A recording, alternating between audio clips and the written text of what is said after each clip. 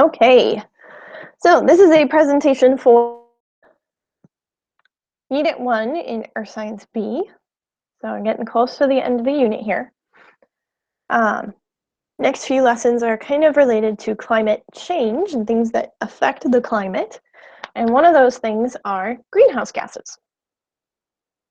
So since this is a recording and not an actual live lesson, I don't have anybody here to answer these questions. But you guys are my kids at Hope. You are talented, smart, and capable of success. You have dreams for the future, and you will climb to reach those goals and dreams every day. This doesn't really apply since I'm alone, but so we're going to talk and focus about today what the greenhouse effect is and its impact on the Earth. All right.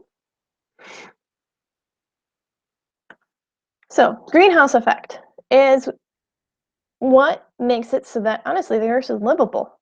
It's what keeps the Earth's surface warm, even-tempered, and makes it so that life can exist.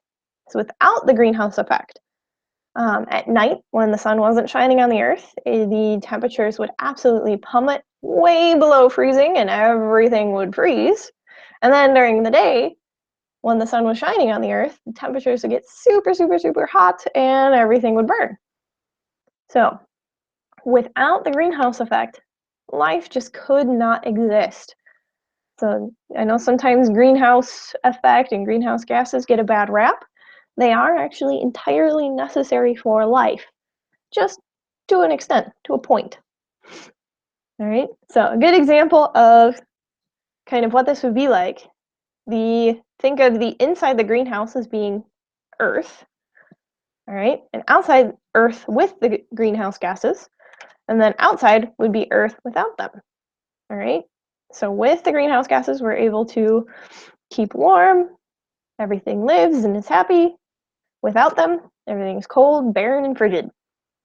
All right, so how this works, it has to do with light getting in, all right, and then reflecting back.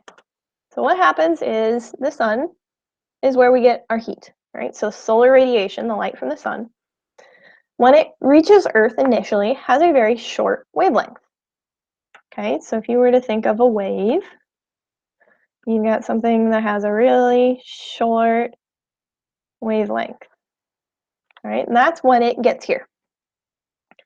Now, a lot of this radiation, about half of it, is absorbed by the Earth's surface. Other bits and pieces are absorbed by the clouds and by the molecules in the air, but for the most part, about half of it is absorbed, and then the other half is reflected back.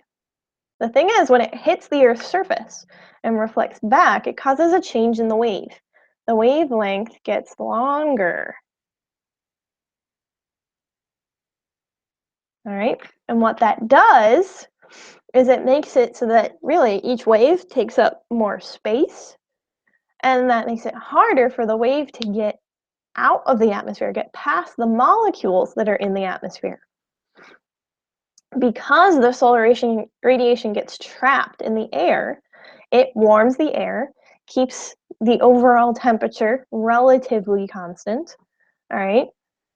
I know temperature falls overnight and increases during the day, but without the greenhouse effect, we're talking like it would fall to negative 400 and increase to 450 during the day. Huge, huge, huge difference between, dropping to 40 at night and getting to 80 during the day. Okay. So this trapped radiation is what makes it so that we, humans of the Earth, are able to survive, and all other animals and living things. All right. So the key thing to remember here is when sunlight comes from the sun, it has a short wavelength. When it bounces off the Earth, the wavelength gets longer, causing the light to get trapped by molecules in the air. All right, and these molecules in the air we call greenhouse gases. All right, because the air is a gas, so all these molecules are gases. All right, so the naturally occurring ones: carbon dioxide, water vapor, methane. There's also some other ones that you might not be as familiar with, but nitrous oxide, ozone, fluorocarbons, right? These are all naturally occurring greenhouse gases. And these are supposed to be there. They help make it so that the Earth stays warm and we can survive. Now, there has been some studies that show that humans are kind of throwing this greenhouse gas out of natural balance. All right, so humans and human activity has caused a steep increase in the amount of greenhouse gases in the atmosphere. All right, and what that's going to do is it's going to essentially trap more sunlight and can result in more warming of the atmosphere. So what do you think if this continued and kept getting worse? What do you think? If you kind of follow the logic that the more molecules there are, the more radiation gets trapped, the warmer we get, eventually we could get to the point where maybe we're too warm, right? We're not going to get to the point where it's like 400 or something, but it might be too warm to, say, keep the icebergs, or too warm for precipitation to fall and hit the ground as much as it needs to.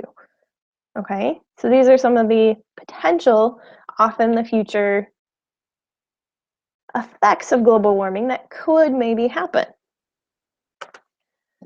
So just to show you some of this evidence that's used to support global warming, and when people talk about that, humans, their biggest contribution to this issue is probably carbon dioxide. Right? We release tons of carbon dioxide with the cars that we drive, when we burn fossil fuels for electricity, all of that stuff. So carbon dioxide is probably our biggest contribution to this issue. If you look at this graph, okay, these years down here are thousands of years ago. So down here is 400,000 years ago. Right? There is a natural cycling of the level of carbon dioxide in the atmosphere. Right?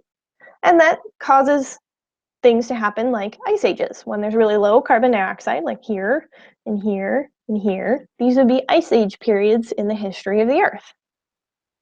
All right. Now, if you notice, the maximum natural cycle kind of is 300 parts per million of carbon dioxide, right? So it's kind of like we max out at 300 and we minimize out at maybe like 150. And that cycle is natural and has been happening for thousands and thousands and thousands of years.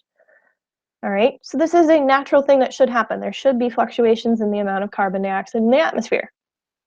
However, if you look at really recent history, carbon dioxide levels today are up around 380 parts per million. All right, so there's a chance that maybe this could be a natural thing happening, but considering the cycles that have been happening for hundreds of thousands of years, this spike in carbon dioxide in this really short period of time probably has something to do with human activity. Right? Because 300,000 years ago, we really weren't that important to the planet, and we certainly weren't driving cars. Right? We've only been driving cars for a little over 100 years. Okay? It really seems, based on this evidence, that there seems to be a very high increase in carbon dioxide, which is a primary greenhouse gas. Some other evidence that goes along with this. This is over the past 100 years, and actually almost 140 years, right? So departures in temperature from the average. You can kind of see that there is a steady increase in temperature up through now. Now, this is only 100 years. In terms of geological time, this really doesn't mean much, all right?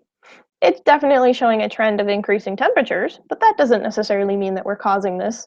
This could just be a natural trend, okay? Now, if you look at the last 1,000 years, it starts to look a little bit more like maybe human activity has something to do with this, particularly cars. Okay, so cars were invented around at the beginning of the 1900s, which would be right about here. Okay, so if you look at before this, yes, there's dips and fluctuations in temperature, but you can almost draw a straight line through this being the median of the points, right? Almost. Now, if you look at when cars were invented and forward through now, there's definitely a steep increase in average temperature on the planet in the northern hemisphere. Okay? So again, this doesn't absolutely mean that cars are what's causing this and our human activity, but it seems to fit well. So, for your assignment, your assessment for this lesson, what I would like you to do, and I'm actually going to double the points on this because I know writing is sometimes not your most favorite thing to do. Normally, you can get a half point of extra credit for each lesson that you attend or watch the recording. For this one, what you can do is you can email me a paragraph or two. But in that paragraph, I want you to first off just describe what the greenhouse effect is, because it's a good thing. It's what keeps us alive. And then a couple of sentences on what impact humans may be having on it. Okay, so how might human activity be affecting this natural event? Oops, you guys really don't need to see that, but my class is starting in a few minutes. So again, email me this, and that I'll give you credit for like you had attended class. All right.